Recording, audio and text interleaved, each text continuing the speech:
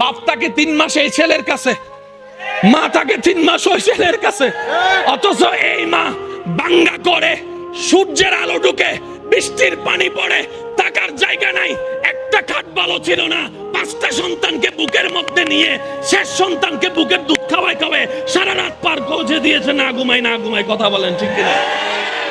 একজন মা 6টা সন্তান রাখতে পারছে, 6টা ছেলে একটা মা রাখতে পারে না, একটা মা রাখতে পারে না। এর চেয়ে বড় অবাক আমরা কি হতে পারি? আল্লাহ যে গজব দিয়ে ধ্বংস করে দেয় নাই আমাদেরকে, এটা আগে শুকরিয়া করতে হবে, শুকরিয়া করতে হবে। কথা বলেন ঠিক কিনা? আল্লাহ পাক আমাদের সবাইকে বুঝার তৌফিক দান করুক। আমার আওয়াজ শুনছেন?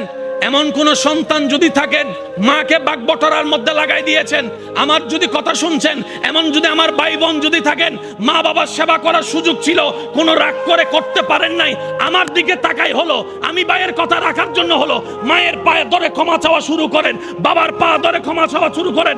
মনে রাখবেন, এদিকে মা বাবা আপনার উপর খুশি হয়ে যাবে, রব আপনাকে কবুল করে নিয়ে যাবে। সুবহানাল্লাহ।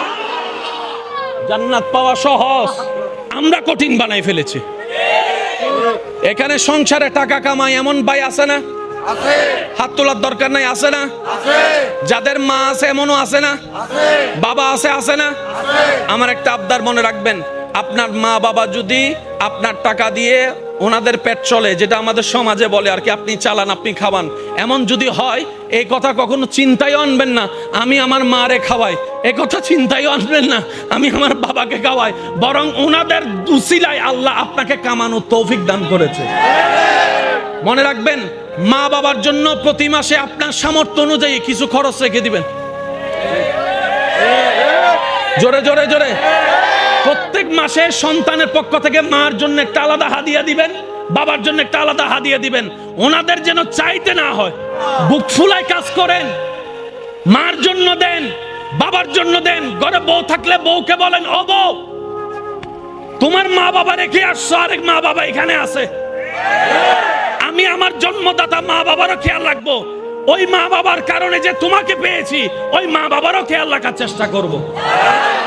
সত্যি করে বলেন, সংসার আর অশান্তি? কথা বলেন না রে ভাই। মা বাবার জন্য মন খুশি করে খরচ করতে পারবো, মা বাবার জন্য মনের মধ্যে কোনো আফসোস কষ্ট না রেখে মা বাবার সেবা করতে পারবো। 2 হাত তুলে দেখাই বলেন না রে ভাই ইনশাআল্লাহ। অনেক ভাইয়েরা হাত তুলতে চায় না, বলে যে আমার মাও নাই, কেউ বলে যে আমার বাপ নাই, কেউ বলে যে আমার মা বাপ দুজন নাই, সেবা করব তো কিভাবে? আল্লাহ পাক বলে যে, ও বান্দা তুই টেনশন করিস না, যাদের মা বাবা জীবিত আছে তোরা তাদেরকে দুনিয়ার নিয়মে সেবা কর, আর যাদের মা বাবা কবরে চলে গিয়েছে তাদের জন্য সূরা ফাতিহা পড়ে পড়ে সেবা কর, কুল হুয়াল্লাহ পড়ে পড়ে সেবা কর, ইসালে সওয়াব করে করে সেবা কর। সুবহানাল্লাহ। সেবা করার সুযোগ আছে? জোরে বলেন আছে? এবার মা বাবার মন খুলে সেবা কে কে করতে রাজি আছেন 2 হাত তুলে দেখায় বলেন। নারে তাকবীর, আল্লাহু আকবার, নারে সালাত, ইয়া রাসূলুল্লাহ, নারে কাসিয়া, ইয়া রাসূলুল্লাহ, ঈদে মিলাদুন নবী। উচ্চ আওয়াজে একবার বলেন মারহাবা। এবার হাত নামান। মায়ের সেবা করা মানে বউকে মারা। এই ফ্যাসি ইউথ ফ্যাসিয়ান ক্লিয়ার অনেক দরকার আছে না নাই? আর সমস্ত প্যাঁচের জট খুলতে পারে ইসলাম। আমরা ইসলামের দ্বারা তো যাই নাই, প্যাঁচ খুলবো কিভাবে? নামাজ ভুল হলে হুজুরকে জিজ্ঞেস করি, মাসালা ভুল হলে হুজুরকে জিজ্ঞেস করি, রোজা ভঙ্গের কারণ সন্দেহ হলে হুজুরকে জিজ্ঞেস করি, কিন্তু সংসার কিভাবে স্বামী করব হুজুরকে এসে একবারও জিজ্ঞেস করে নাই। ও হুজুর, স্বামীর দায়িত্ব কি আমাকে জানান, স্ত্রীর দায়িত্ব কি আমাকে জানান, আপনার থেকে শুনে আমি আমার বউকে জানাবো। আমরা জানার প্রয়োজন করি মনে করি নাই, নিজের পায়ে নিজে অতি চালাকের গলায় দড়ির মতো। কথা বলেন ঠিক কিনা?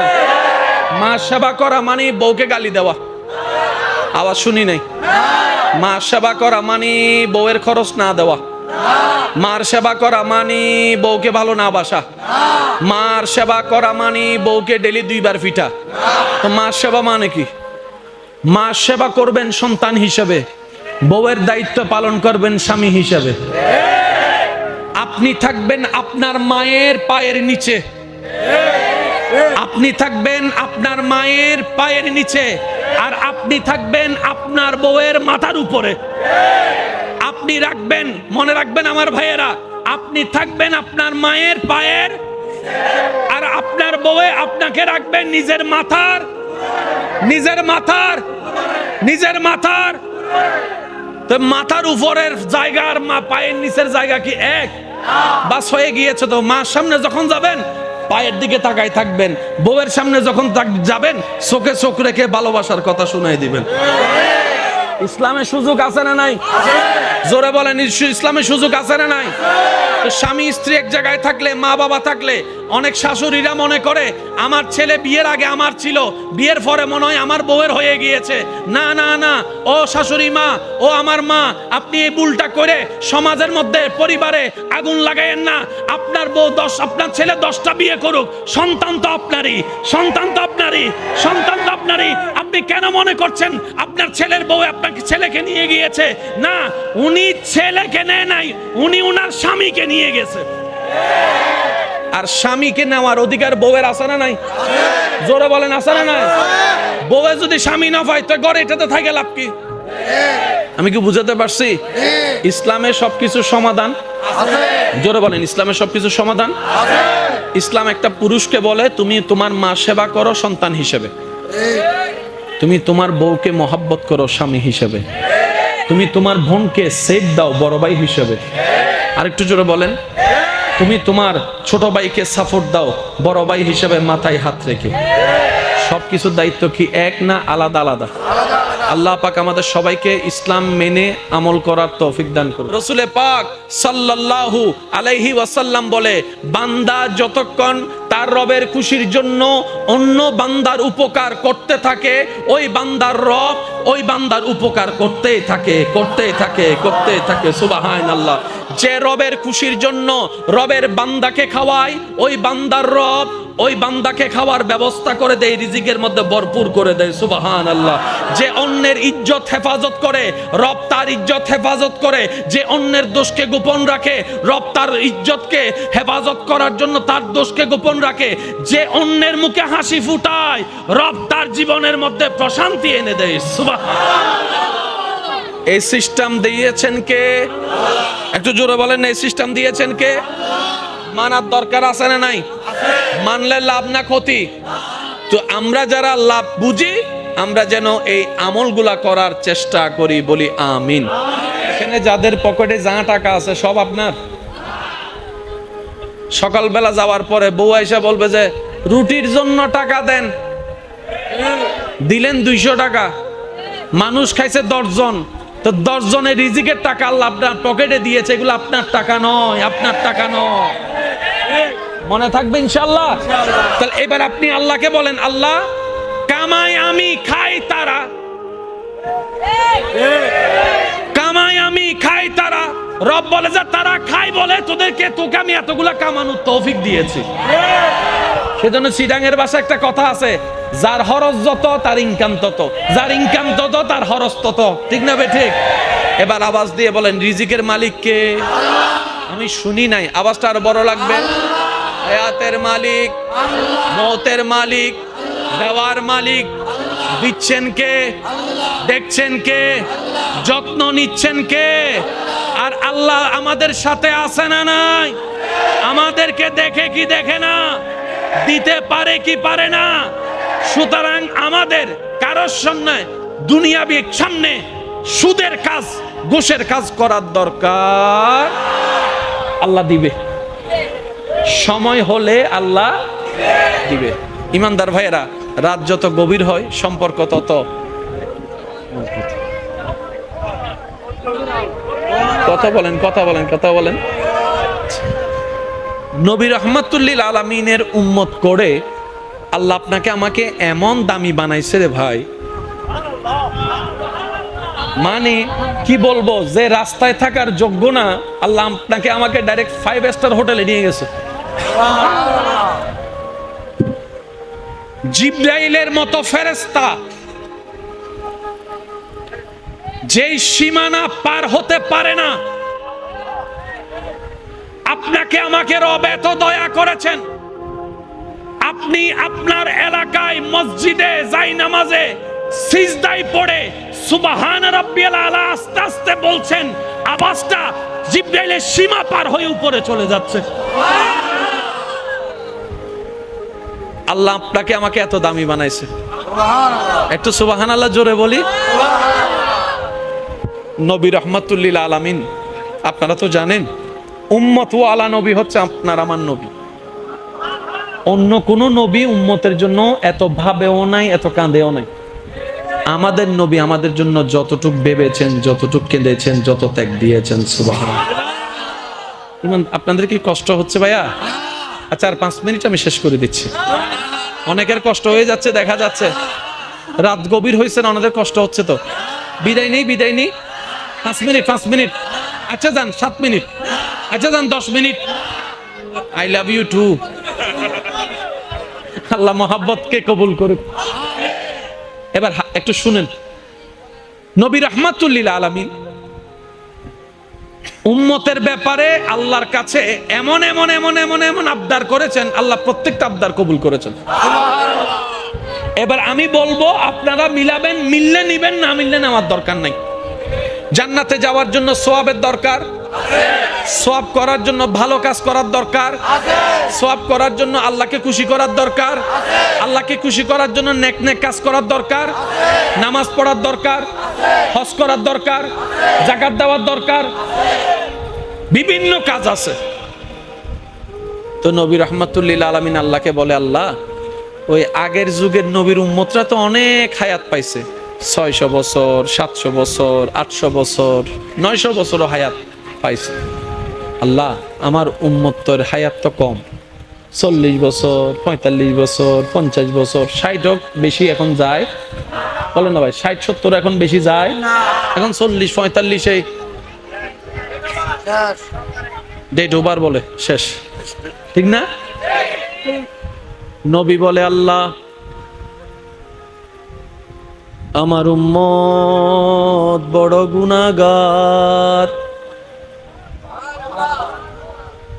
আমার উম্মতের হায়াত কম,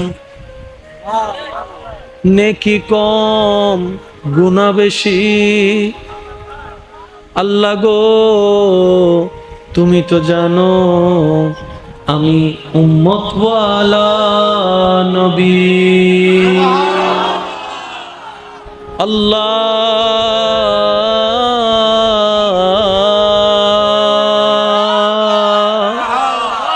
তুমি দয়া করে মেহেরবানি করে আমাকে রাহমাতুল লিল আলামিন করেছো। ইন্না আতাইনা কাল কাউসারের খাজিনা দান করেছো, ওয়ালা সাউফা ইউতিকা রাব্বুকা ফাতারদার নিয়ামত দান করেছো। আল্লাহ আমি তোমার দরবারে আরজি রাখলাম, আমার উম্মতকে জাহান্নামে রেখে আমি মুস্তাফা জান্নাতে যাব না।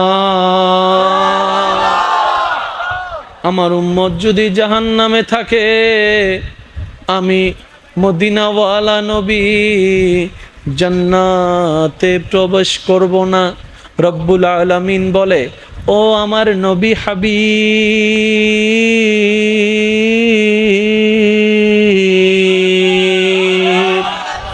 মূসা আমার নবী, ঈসা আমার নবী, সমস্ত পয়গম্বরকে আমি নবী বানিয়েছি, কিন্তু আপনাকে তো শুধু আমি নবী বানাই নাই, ইমামুল আম্বিয়া বানিয়েছি। সবাইকে বানাইলাম, একজনকে বানাইলাম রুহুল্লাহ, একজনকে বানাইলাম কালিমুল্লাহ, একজনকে বানাইলাম সফিউল্লাহ। আপনাকে তো সফিউল্লাহ বানাই নাই, হাবিবুল্লাহ বানিয়েছি, হাবিবুল্লাহ বানিয়েছি, হাবিবুল্লাহ বানিয়েছি। নবী গো আপনি জান্নাতে যদি না ঢুকেন, ততক্ষণ আমি আল্লাহ জান্নাতকে উদ্বোধন করব না। উম্মত বলে যে জান্নাত পাওয়ার সুযোগ নাই, জাহান্নাম আমার ঘর। নবী বলে যে আল্লাহ আমার উম্মত জাহান্নামে থাকলে আমি জান্নাতে ঢুকবো না। ফ্যাঁস লাগি না না লাগে? নামাতে আরো জোর হ না। ফ্যাঁস লাগছে কি লাগে নাই?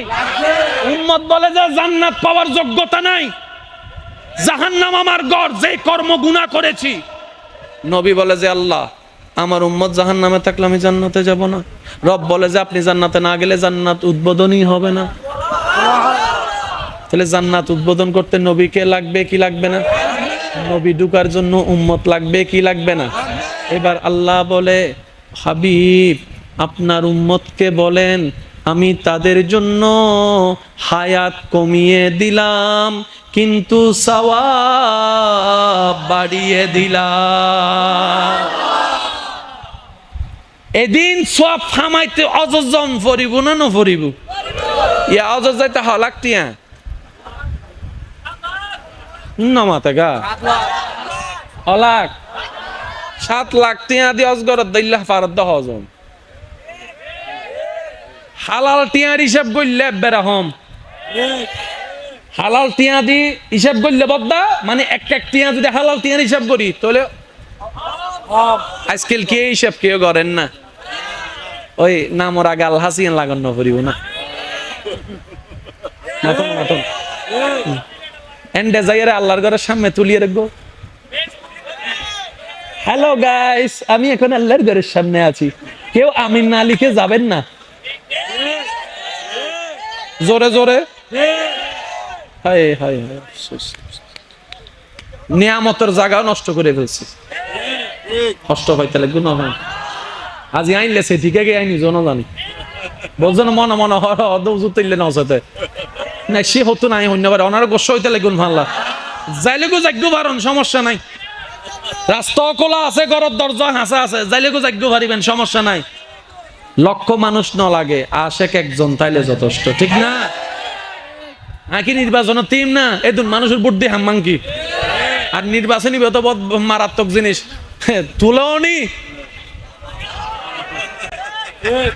আগে ফার্ম দে ভাইয়া তুই নির্বাচন তুইও কেউ তক ন তক তোমার আয় আসি টিয়া জুন লাগায় জায়গা বেশি হলে দিম দে ইতারে নামাই দিইনি ইতার মোবাইল বন্ধ ইল্লো কিছু শুভাকাঙ্ক্ষী নমা থাকা ইল্লো কিছু শুভাকাঙ্ক্ষী ওটা দোয়ান লবি দিল আসো না আয় আসি তো ইতার উদ্যোগে আগরি নামি কি বাইনা টাইনা করি চলে এসছি ইতার ফোন দের ওডো আর কিছু টিয়া দেছো না ওই হলি দি ইস 2 মিনিট আগে ফোন করতেও ভাই মাথো না আছে না ওনার আশেপাশে কিছু মানুষ আছে সাইউন হামাইদে 3000 বাবলা দে লেকচার মারা দে 30,000 আতুন এদুন টিয়া এদুন টিয়া কিন্তু ইতে তুন যদি তুই 5 মিনিট পর হ আচ্ছা ঠিক আছে তো টিয়ার অভাব নাই 5000 কোটি টিয়া দাদ দেছো না ওয়ানা মারা দেবে দে সিয়ারা শেষ ইল্লো কিছু আওয়াজই বারো বড় লাগবে ইল্লো কিছু বেশি আছে বলে হয় বাপ লইবের সময় এদিন লনি দিবের সময় টন টন সিটেঙ্গে ভাষা হ দেখি টন টন হয় না ওয়ারে জোর হয় সিটেঙ্গে ভাষা কি ইয়েন বললে না আর বললে লাফুয়া আমি প্রথমে সন্দেহ করছিলাম এটা রোহিঙ্গে ঢুকি কি দেয়া আওয়াজ বললে লাফুয়া আরো জোর হ বললে লাফুয়া মেডিত ফললে লোয়ার আওয়াজই মেকে আসতে করলো বুনা সাই বললে লাগ কল একবার জোর হসে নারায়ে তাকবীর নারায়ে রিসালাত দুই হাত তুলি একবার হ মারহাবা আল্লাহ আরে মোহাব্বত কবুল করক মনোযোগ আছে না আল্লাহ হদ্দে অনবী অনে চিন্তে ন গুজুন 7 লাখ নিয়ে তো বেগুন তুন তাকতুনু আই তারা সহজ গরি দিস অনরুম্মতর হইবেনদের সময় পাইলে মা বাবা চেহারার নিকে মায়ার নজরে ভালোবাসার নজরে 1 সেকেন্ড সাইবেল লাই 7 লাখ টিয়া খরচ গরম হইতুনু অজর সওয়াব আই আল্লাহ দান গরি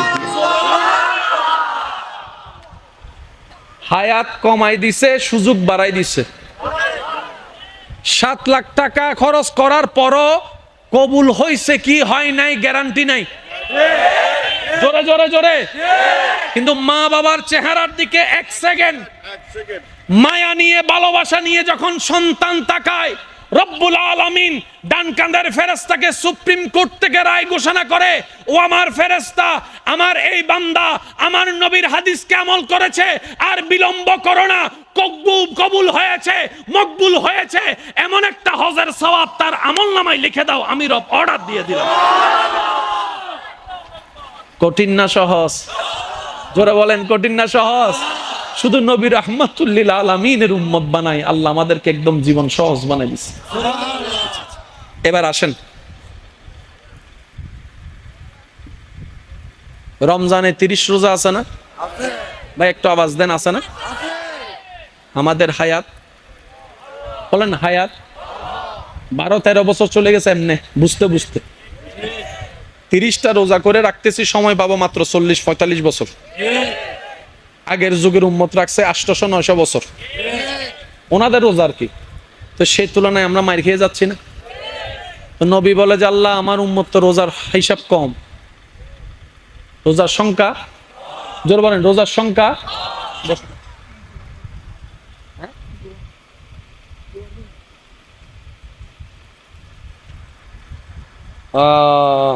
আপনাদের মাহফিলে না, আপনাদের এই ভাইদের মাহফিল কমিটির সদস্য মোহাম্মদ আলম অনেকদিন ধরে অসুস্থ, মেডিকেলে ভর্তি আছেন। ওনার জন্য দোয়া চেয়েছেন, আল্লাহ ওনাকে শেফা দান করুক, আমাদেরকেও শেফা দান করুক। এই এলাকায় আরো যত অসুস্থ আছেন সবাইকে আল্লাহ রোগ থেকে মুক্তি দান করুক। আর যদি এই রোগ আমাদের জন্য পরকালের কল্যাণ হয়, তাহলে আমাদের সবাইকে ধৈর্য ধারণ করার আল্লাহ তৌফিক দান করুক। দোয়া ঠিক আছে? ঠিক আছে। সেজন্য ইসলাম বুঝে বুঝে কাজ করতে হয়, ঠিক কি না? ইমানদার ভাইরা একটু খেয়াল করবেন, নবী বলে আল্লাহ করে রোজা রাখতে যদি তার জীবনে হায়াত পায় 40 বছর, তার মধ্যে 12-13 বছর চলে গেছে এমনে, চাইলে রোজার সংখ্যা কমে গিয়েছে। জোরে বলেন, রোজার সংখ্যা কমে গিয়েছে। আল্লাহ এমন একটা সুযোগ করে দাও যে না আমার উম্মতে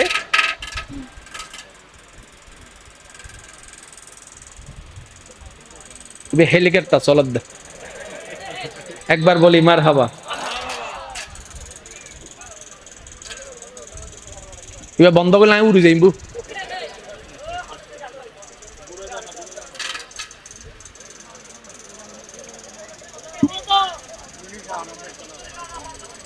এখন ঠিক আছে তো? আচ্ছা এবার বন্ধ করে দিন, ডুববো আছে, এবার আওয়াজ নাই, এবার আওয়াজ নাই।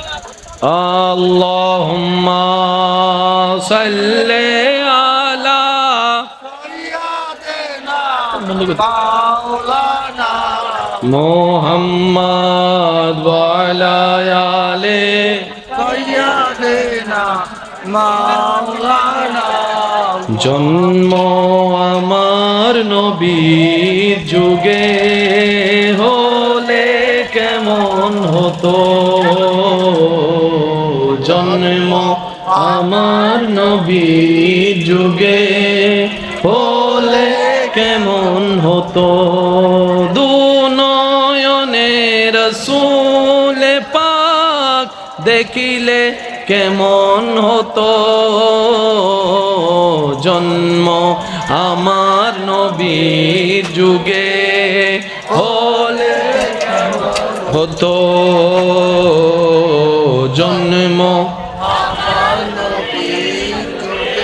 হলে কেমন হতো, জন্ম আমার নবীর যুগে হলে কেমন হতো, দুনয়নে রাসূল পাক দেখিলে কেমন হতো, জন্ম আমার নবীর যুগে হলে। মাশাআল্লাহ মাশাআল্লাহ, একবার বলি মারহাবা। আমি আপনাদেরকে বেশিক্ষণ আর কষ্ট দিব না, একটু খেয়াল করবেন। তো নবী বলেছেন আল্লাহ রোজার হিসাব বাড়াই দাও, সুবহানাল্লাহ জোরে বলি। আর কিছুদিন পর আমাদের কাছে রমজান আসবে না? একটু মনে রাখবেন জিনিসটা। আল্লাহ পাক বলে যে আপনার উম্মতকে টেনশন করতে মানা করেন, 30টা রমজানের রোজা রাখার পরে ঈদের চাঁদে, শাওয়ালের চাঁদে, ঈদের চাঁদে, ঈদের দিন ছাড়া 6টা রোজা রাখতে বলবেন। রমজানে রোজা রেখে পরের মাসে শুধু 6টা রোজা রাখতে বলেন আপনার উম্মতকে, আমার বান্দাকে। আমি আল্লাহ সুপ্রিম কোর্ট থেকে রায় দিয়েছি, ডান কাদের ফেরেশতা তার আমলনামায় 365টা রোজা রাখার সওয়াব লিখে দিবে। রোজা রাখছি কয়টা ভাই, একটু জোরে বলেন কয়টা? লেখা হচ্ছে 300। আমরা যখন এরকম আমলগুলা নিয়ে হাসর উঠবো, অন্য নবীর উম্মতরা আমাদেরকে দেখে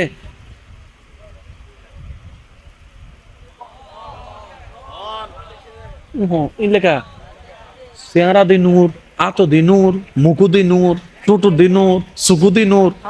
ফেরেশতায় হবুদে ইবে শেষ নবীর উম্মত হদে দিন নূর কা বাইরত হদে ইবে ওযু বানাইতো, তো ওযুইন দেখা যাত দে। Can you imagine that? কোথায় আমরা, রব কোথায় আমাদেরকে তুলে দিয়েছে। কোরআনে হাফেজ যারা মুখস্থ রেখে নেক আমলের সাথে হাসর উঠবে,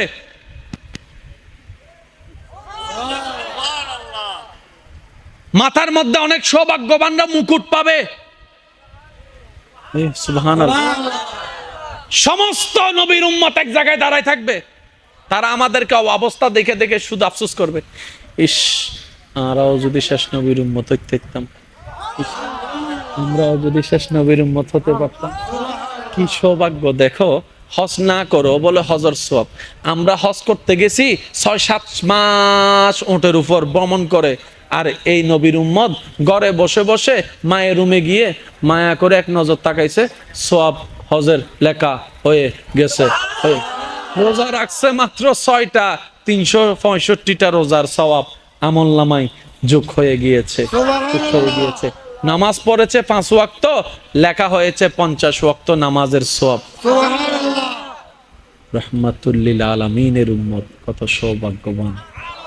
রব্বুল আলামিন কোরআনে বলছেন, কুনতুম খায়রা উম্মত, আমি আল্লাহ এই পৃথিবীতে অনেক নবীর উম্মত বানিয়েছি, কিন্তু কাউকে আমি শ্রেষ্ঠ বানাই নাই। নবী মুস্তাফার নিসবতের কারণে আমি আল্লাহ তোমাদেরকে শ্রেষ্ঠ উম্মত ঘোষণা করে দিলাম। নাই মোরত আমাদের বিন্দু, রব আমাদেরকে হীরা বানাই দিছে, হীরা। তাই আমি একটা কথা বলি, ছিলাম আমরা জিরো, আল্লাহ বানাই দিয়েছেন হিরো। কি বলেন আপনারা, ঠিক কিনা? ছিলাম আমরা, সবাই মিলে বললে একটু সুন্দর লাগবে, ছিলাম আমরা, আল্লাহ বানাই দিয়েছে, আল্লাহ বানাই দিয়েছে, আল্লাহ বানাই দিয়েছে। সেজন্য শুকরিয়া আদায় করে একবার বলেন আলহামদুলিল্লাহ। এবার আসেন, নবীর শান হচ্ছে এমন একটা চমৎকার শান, আল্লাহ আমাদের নবীকে যা দিয়েছেন, নবী উম্মতকে দেওয়ার চেষ্টা করেছেন, উম্মত পর্যন্ত পৌঁছায় দেওয়ার চেষ্টা করেছেন। আল্লাহ আমাদের নবীকে দয়া করে মেরাজ দিছে না, দেখা দিছে না? বলেন না ভাইয়া, দেখা দিছে না? তো নবীজি আল্লাহকে বলতেছেন, আল্লাহ তুমি তো জানো আমি উম্মত ওয়ালা নবী, সবসময় শুধু উম্মতের কথা ভাবি। এমনকি মেরাজের মধ্যে গিয়েও সালামের ভিতরে আল্লাহ নেককার, আমার নবী রহমতুল্লিল আলামিন নেককার উম্মতদেরকে শামিল করে নিয়েছেন সালামের ভিতরে। তো নবী বলছেন, আল্লাহ এমন কিছু দাও না আমার উম্মত যেন তোমার রহমতকে দেখার একটু সুযোগ পাই, এমন কিছু একটা দাও না। তখন আল্লাহ তাআলা আমাদের জন্য যেটা দিয়েছেন সেটার নাম নামাজ। একটু জোরে বলি।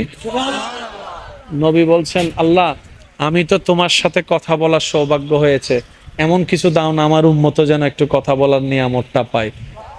রব বলেছেন, আপনার উম্মতকে বলেন তারা যেন কোরআন তেলাওয়াত করে। কোরআন তেলাওয়াত করা মানে আমি রবের সাথে কথা বলা। সুবহানাল্লাহ। কঠিন করছে না সহজ? জোরে বলেন। এবার নবী বলছেন, আল্লাহ একতরফা তো কথা হয় না,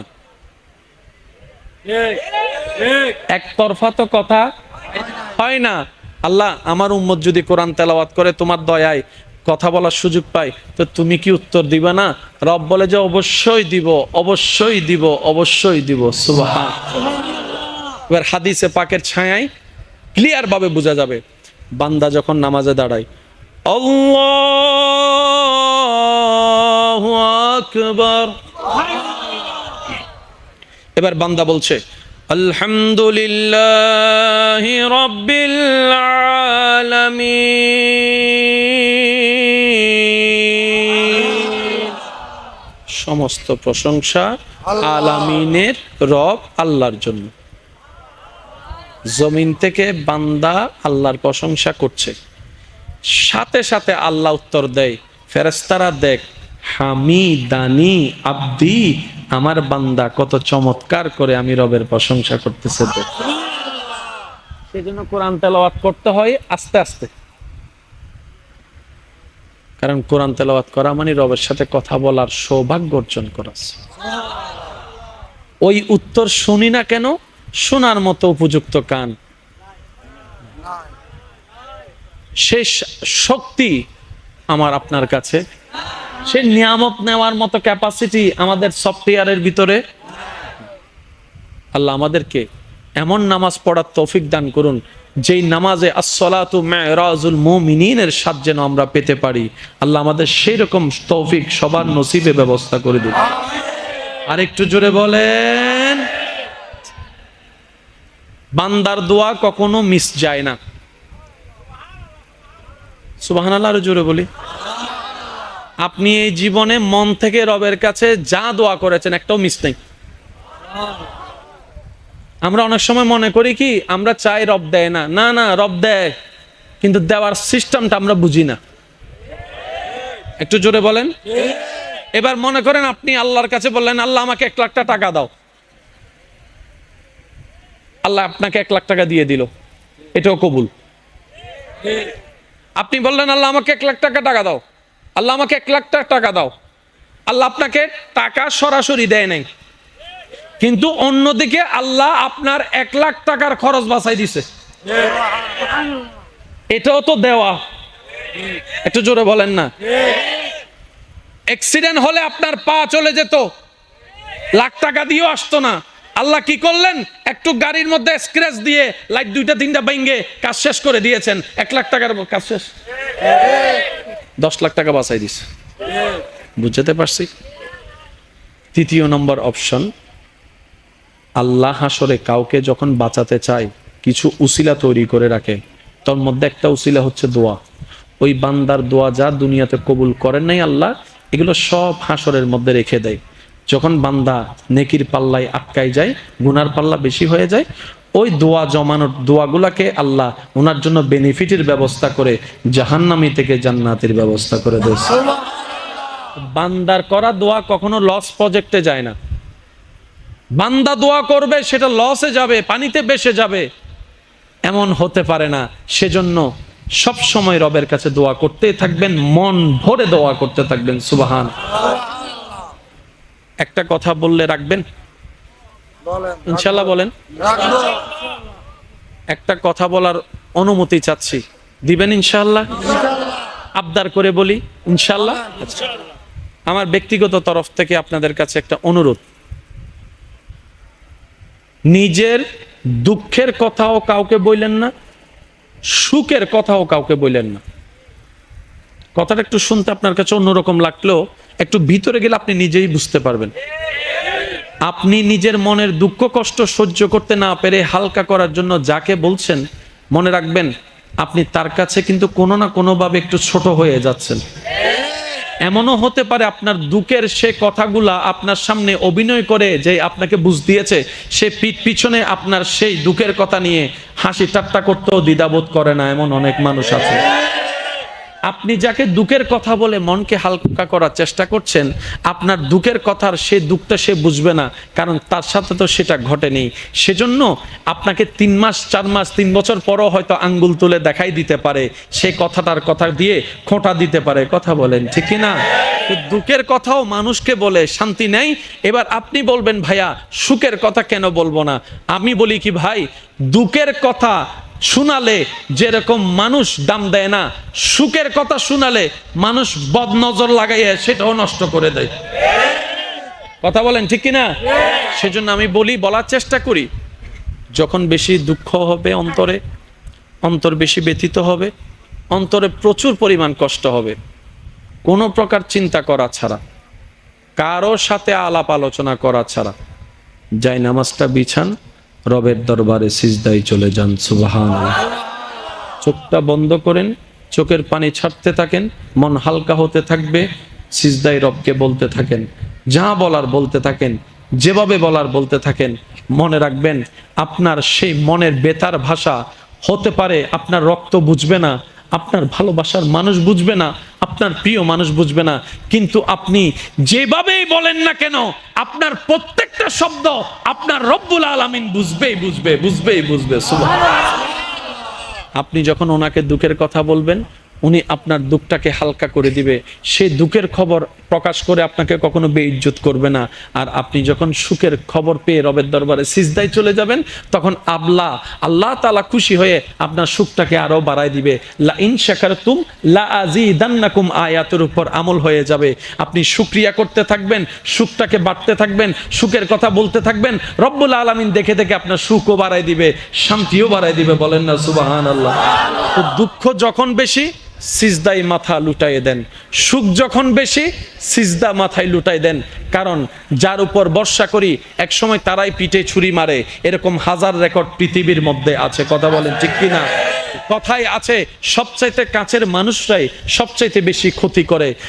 শত্রু যখন ঘরে থাকে, বাহিরের শত্রুর কোনো দরকার হয় না। সেজন্য আজকে যে বন্ধু, কালকে সে শত্রু হয়েছে, এমন অনেক নজির পৃথিবীতে আছে। তাই তো বলি, বর্ষা, সর্বোচ্চ বর্ষা রবের উপর করুন। যা বলার রবকে বলুন, মন খুলে বলুন, মন উদার করে বলুন। কষ্টে বুক ফেটে গেল, রবের দরবারে সিজদায় চলে যান। সুখের কোনো সময় আসলে, ক্ষণ আসলে, তখনও শুকরিয়ার জন্য রবের দরবারে সিজদায় চলে যান। সুবহানাল্লাহ। আল্লাহ আমাদের সবাইকে বুঝার তৌফিক দান করুক। আর একটু মন খুলে 5 ওয়াক্ত নামাজের সাথে বন্ধুত্ব করার তৌফিক দান করুক। বড়দেরকে সম্মান, ছোটদেরকে স্নেহ করার তৌফিক দান করুক। মা বাবার সর্বোচ্চ সেবা করার তৌফিক দান করুক। একটা কথা মনে রাখবেন, মা বাবার সেবা না করলে আল্লাহ যেমন সন্তানকে ধরবে, সন্তানের হক আদায় না করলেও আল্লাহ হাসরে মা বাবাকে ধরবে। একটু বুঝবেন, আপনার সম্পত্তির ভাগ যদি আপনি বরাবর না দেন, হাসর আপনি আল্লাহর কাছে ধরা খাবেন। আপনি যদি মা বাবা হয়ে, দাদা দাদি হয়ে, নানা নানি হয়ে সব ছেলে মেয়েদের নাতিকে এক চোখে না দেখেন, আদর না করেন, হাসরে আপনি ধরা খাবেন। মনে রাখেন এই কথা। আমাদের সমাজে এমন আছে, যে ছেলে টাকা কামায় তার জন্য আলাদা আদর, তার বউয়ের জন্য আলাদা ভালোবাসা, তার সন্তানের নাতিদের জন্য আলাদা একটা আপ্যায়নের ব্যবস্থা আছে না নাই? আর যে ছেলে টাকা কামাইতে পারে না, তারও দাম নাই, তার বউয়েরও দাম নাই, তার বাচ্চাদেরও আদর পায় না। কারণ কি? তার বাপে তো টাকা কামায় না, সংসারে বাজার খরচ দেয় না। আমি বলি, মা, আপনি মা, সবার মা, 5 জন ছেলেকে এক চোখে তাকান, 3 জন মেয়েকে এক চোখে তাকান। আল্লাহ আপনাকে যা সন্তান দিয়েছে এক চোখে তাকান, ওনাদের বউদেরকে এক চোখে তাকান, স্বামীদেরকে এক চোখে তাকান, বাচ্চাদেরকে এক চোখে তাকান।